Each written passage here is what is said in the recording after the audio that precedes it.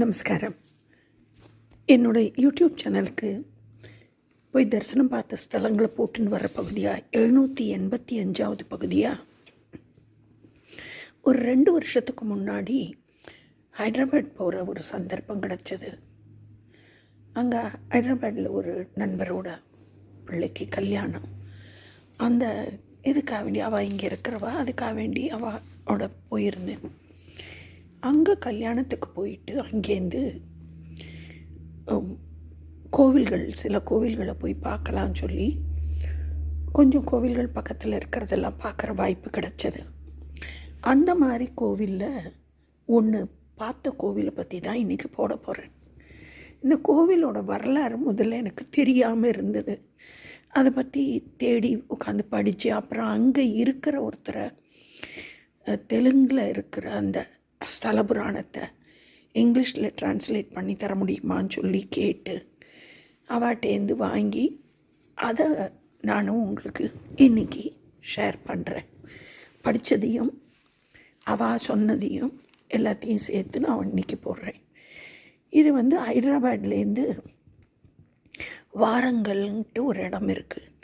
அந்த வாரங்களில் இருக்கக்கூடிய ஒரு வேமுலுவாடா அப்படிங்கிற பகுதியில் இருக்கிற தெலுங்கானாவில் வேமுலுவாடா. இந்த வேமுலுவாடாங்கிறது கரீம் நகர்னு சொல்லிட்டு ஹைதராபாத்தில் தெலுங்கானாவில் ஒரு இடம் இருக்குது. அந்த கரீம் நகர் அந்த ஊர்லேருந்து ஒரு 35 கிலோமீட்டர் தூரத்துலேயும் ஹைதராபாத்லேருந்து கிட்டத்தட்ட ஒரு 160-170 கிலோமீட்டர் தூரத்துலேயும் இருக்கிற ஊர் தான் இந்த வேமுலவாடாங்கிறது. இந்த வேமுலவாடாங்கிற பகுதியை சாளுக்கிய ராஜாக்கள் ஆண்டுன்னு இருந்திருக்கா. அவா கட்டின கோவில் தான் இதுன்னு. எப்படி தெற்க பாண்டிய மன்னர்களோ சோழ மன்னர்களோ கட்டின கோவில்களில் சிற்பக்கலை அவ்வளோ சிறப்பாக இருக்குமோ அந்த மாதிரி சாளுக்கிய சிற்பக்கலையும் ரொம்ப சிறந்து இருக்கிறது. அதுக்கு நான் திருலோக்கின்னு சொல்லி கும்பகோணம் பக்கத்தில் இருக்கக்கூடிய ஒரு ஊரில் ரதி மன்மதன்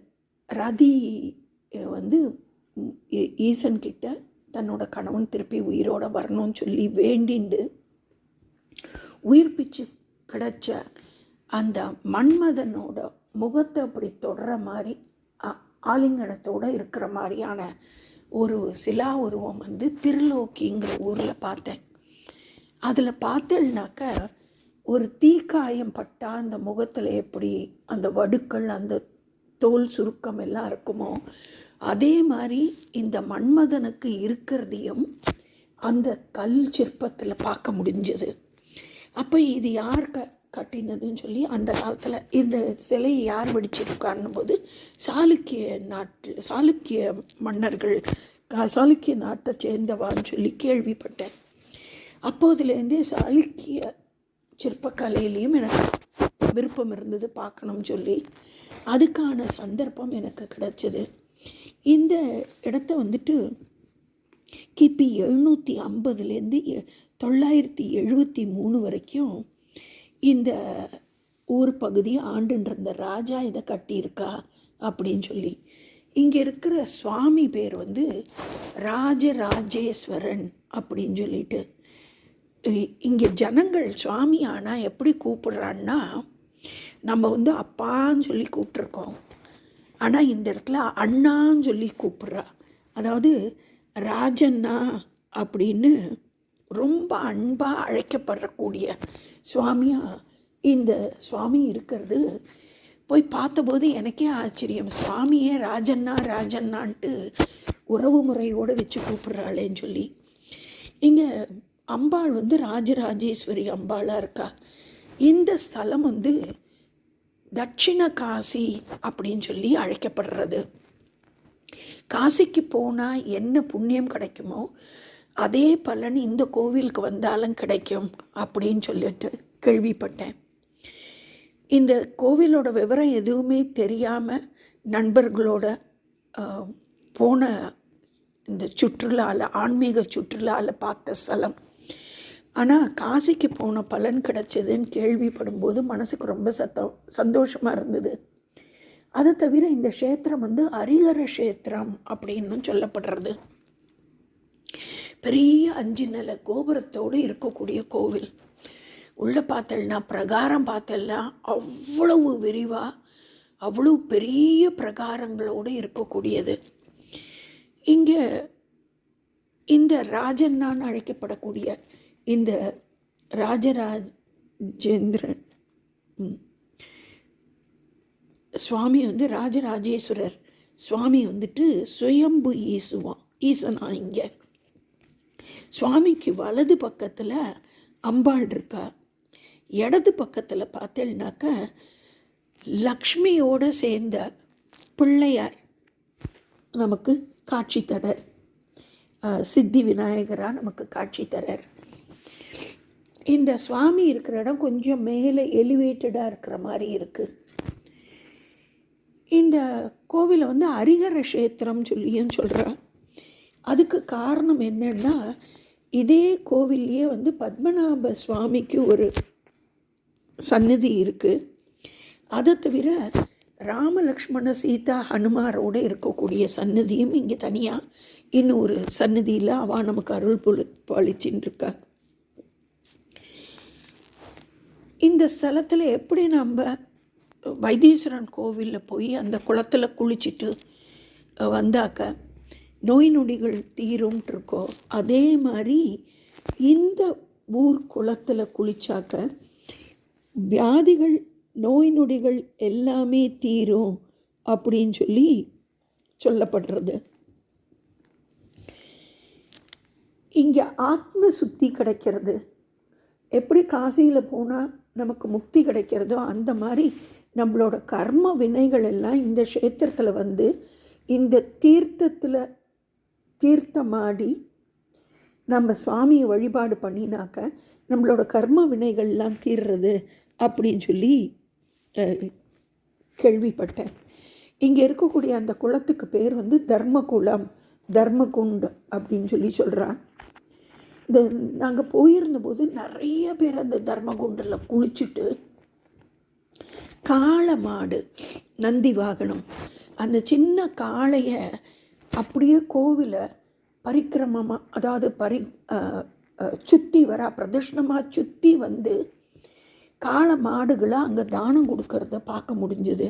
இந்த ஒரு கோவிலில் தான் கோடே மொக்கு அப்படின்னு சொல்லக்கூடிய இந்த வேண்டுதல் நடக்கிறது அப்படின்னு தெரிஞ்சிட்டேன்.